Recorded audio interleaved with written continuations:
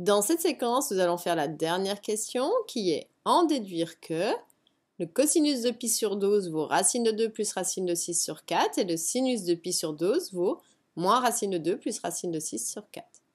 Donc faites une pause sur la vidéo, essayez de chercher tout seul et venez voir si vous avez juste. Donc ici, encore une fois, un mot très important qui est en déduire que quelque chose. Donc ça veut dire qu'on va devoir réutiliser les résultats précédents. D'où le fait d'avoir un petit mémo avec les résultats qu'on a obtenus. Et en fait ici, si on regarde, le racine de 2 plus racine de 6 sur 4, ça nous dit quelque chose, on le voit là. Et le moins racine de 2 plus racine de 6 sur 4, ça nous dit quelque chose et on le voit là. Et le pi sur 12, ça nous dit aussi quelque chose. C'était par rapport à Z3. Donc maintenant, comment faire une synthèse de tout ça? Eh bien, la personne qui est importante, effectivement, c'est Z3. Donc si je l'écris, ici Z3, d'après l'énoncé, je sais que c'est exponentielle de i pi sur 12.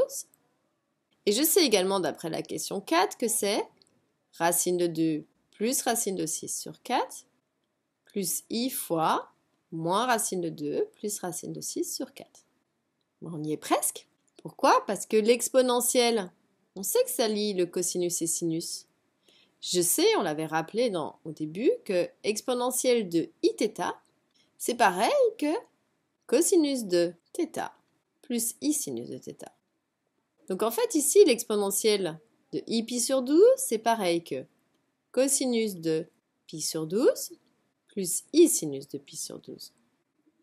Et c'est intéressant, parce que du coup j'ai deux complexes qui sont égaux, on a presque terminé, il suffit de conclure. Pour qu'ils soient égaux, il faut qu'ils aient la même partie réelle. Or, la partie réelle de Z3, d'après la première ligne, c'est cosinus de pi sur 12. Et d'après la deuxième ligne, c'est racine de 2 plus racine de 6 sur 4. Donc, première chose, effectivement, on a le cosinus de pi sur 12 qui vaut en fait racine de 2 plus racine de 6 sur 4. Ça, c'est en comparant les parties réelles. Et donc, dans la même logique, on va les comparer la partie i imaginaire, donc c'est-à-dire le nombre qui va avec le i.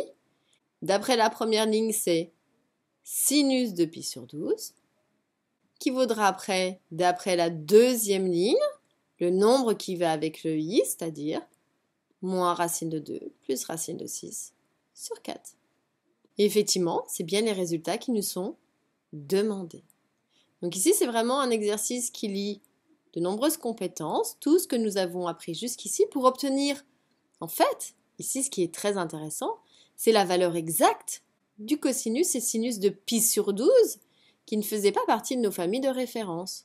Nous, on connaissait les valeurs exactes pour pi sur 6, pi sur 4, pi sur 3, pi sur 2 également, qui était facile. Mais en fait, on n'était pas allé plus loin. Maintenant, je vais avoir, grâce à ces formules, les valeurs des multiples de pi sur 12. Mais déjà, du coup, on s'est intéressé juste à leur cosinus et sinus.